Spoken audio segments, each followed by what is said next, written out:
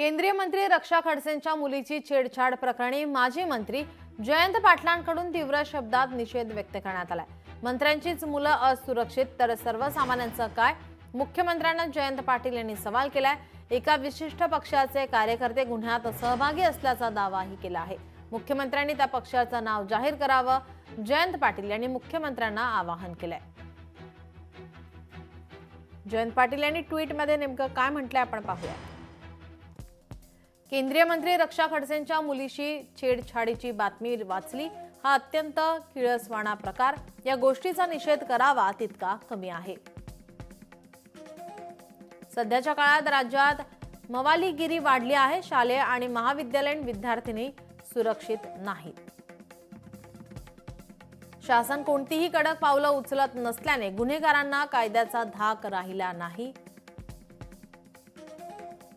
जर केंद्रीय मंत्र्यांची मुलंच सुरक्षित नसतील तर सामान्यांचं काय, असा गंभीर प्रश्न या प्रकरणातून उभा राहिला आहे।